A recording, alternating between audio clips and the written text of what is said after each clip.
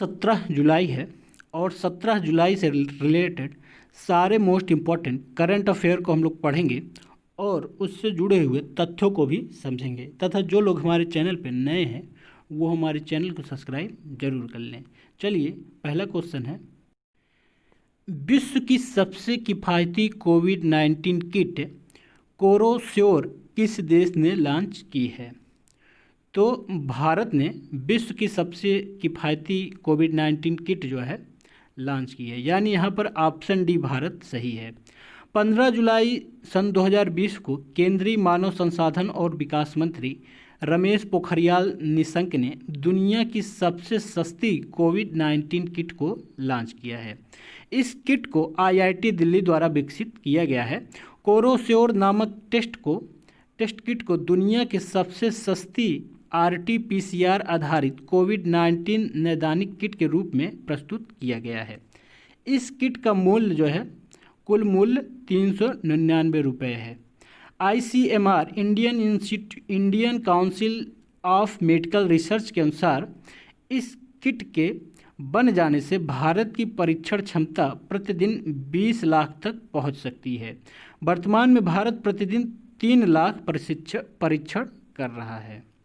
Next question है, ADB के नए उपाध्यक्ष के रूप में किसे नियुक्त किया गया है? तो अशोक लवासा को ADB के नए उपाध्यक्ष के रूप में नियुक्त किया गया है, यानी यहाँ पर ऑप्शन बी अशोक लवासा सही है। अशोक लवासा 1980 बैच के सेवानिवृत्त IAS अधिकारी हैं। ये वर्तमान में चुनाव आयुक्त के रूप में सेवारत थे तथा मुख्य चुनाव आयुक्त बनने के कतार में भी ये थे।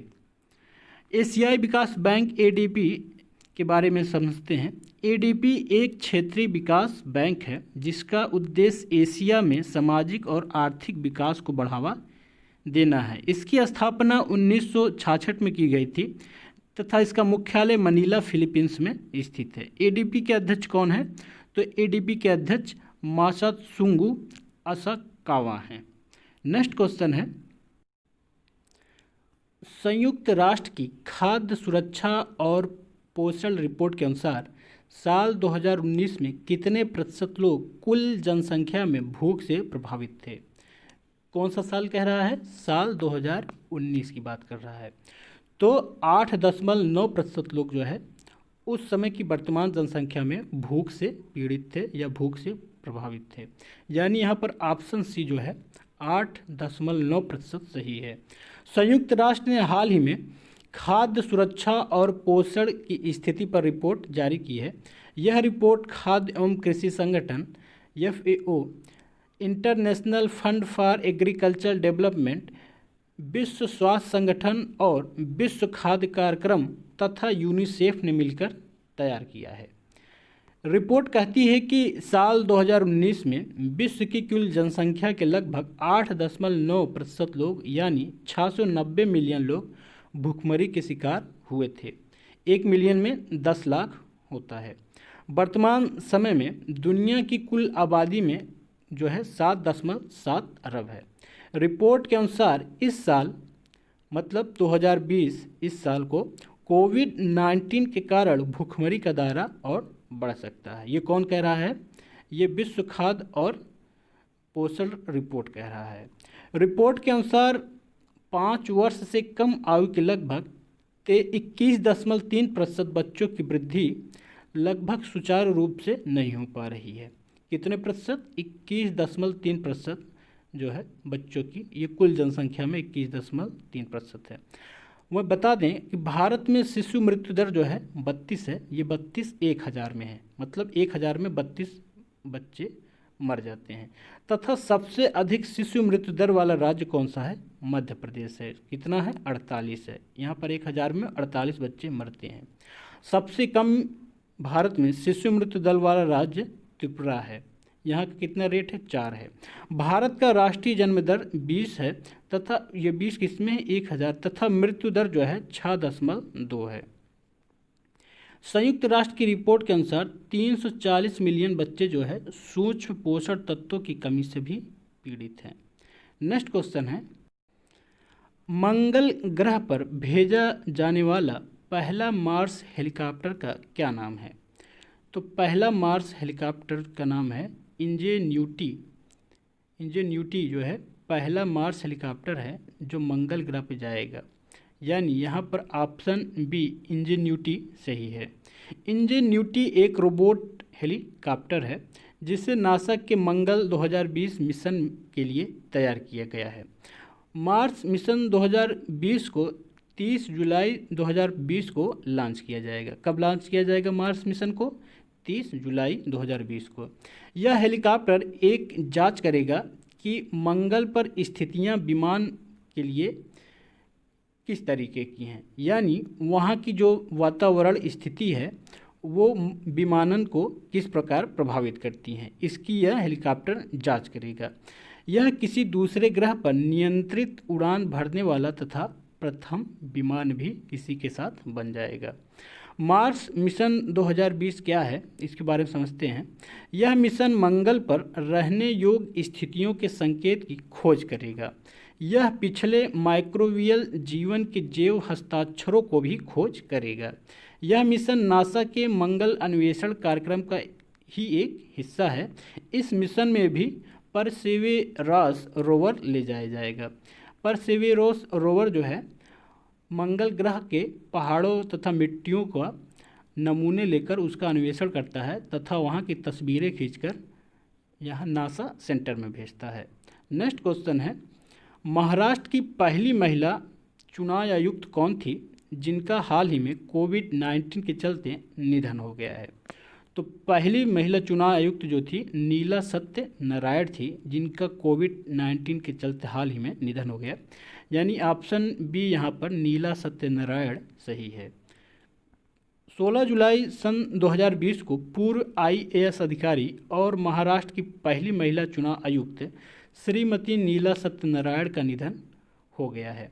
ये 1972 बैच की अधिकारी थी। इन्हें कोविड-19 के उपचार के लिए मुंबई के सेवन हिल्स अस्पताल में भर्ती कराया गया था।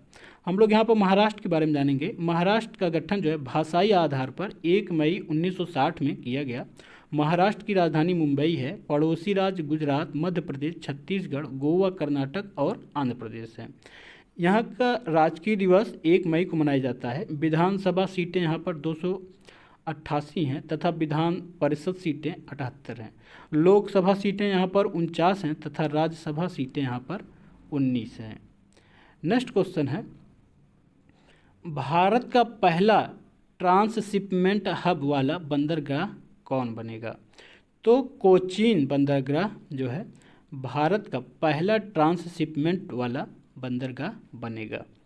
यहाँ पर ट्रांसशिपमेंट हब क्या है इसके बारे में समझेंगे। एक ट्रांसशिपमेंट हब कंटेनरों को संभालता है, मतलब जो ट्रांसशिपमेंट हब है वो कंटेनरों को संभालता है, उन्हें अस्थायी रूप से संग्रहित करता है, बाद में यह उन्हें आगे के गंतव्य के लिए अन्य जहाज़ों में स्थानांतरित करता है या लादता है। इसका मुख्य काम है कि जो कंटेनर है उसको जो है जहाज़ों से उतारना और फिर उनको माल से भर कर जहाज़ों पर चढ़ाना या लादना। कोचीन बंदरगाह का वल्लरपदम टर्मिनल जहां यह हब स्थित है दक्षिण भारत के लिए सबसे उत्तम गेटवे है और दक्षिण एशिया के लिए यह प्रमुख ट्रांसशिपमेंट हब भी है। कोचीन पोर्ट को हब बनाने के लिए इसलिए चुना गया है क्योंकि यह बंदरगाह अंतर्राष्ट्रीय समुद्री मार्गों से निकटता के मामले में भारतीय अन्य बंदरगाह के लिए सर्वश्रेष्ठ है तथा भारत के भीतरी इलाकों में बाज़ारों से कनेक्टिविटी भी इसकी अच्छी है। इसलिए इस कोचीन बंदरगाह को यह टर्मिनल हब बनाया जा रहा है। नेक्स्ट क्वेश्चन है, भारतीय सशस्त्र बलों को कितने करोड़ रुपए तक की तत्काल पूंजी अधिग्रहण की शक्ति दी गई है? तो 300 करोड़ रुपए तक की तत्काल अधिग्रहण की पूंजी का शक्ति दिया गया है, यानी ऑप्शन सी यहाँ पर 300 सही है। 15 जुलाई को रक्षा अधिग्रहण परिषद DAC ने भारतीय सशस्त्र बलों को 300 करोड़ रुपए तक के तत्काल पूंजी अधिग्रहण पर निर्णय लेने का अधिकार दिया है। DAC की अध्यक्षता कौन किया?